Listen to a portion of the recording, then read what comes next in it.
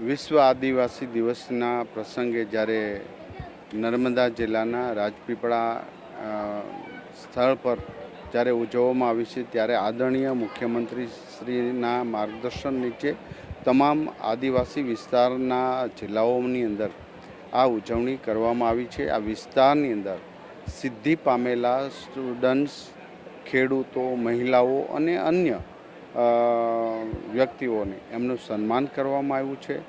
યોજનાઓનો લાભ જે છે એ તમામ યોજનાઓનો લાભ ટોકન સ્વરૂપે એક વ્યક્તિને સ્ટેજ પરથી આપવામાં આવ્યો છે। આ પ્રસંગે વિશ્વ આદિવાસી દિવસના પ્રસંગે હું હૃદયપૂર્વક શુભકામના પાઠવું છું અને તમામને આવનારા સમયમાં જે આદિવાસી પરિવારે પ્રકૃતિનું પૂજન કર્યું છે અને સંસ્કૃતિ સાચવી રાખી છે એ અમૂલ્ય વારસો સાચવવા બદલ પણ હૃદયથી એમને અભિનંદન પાઠવું છું, વંદન કરું છું।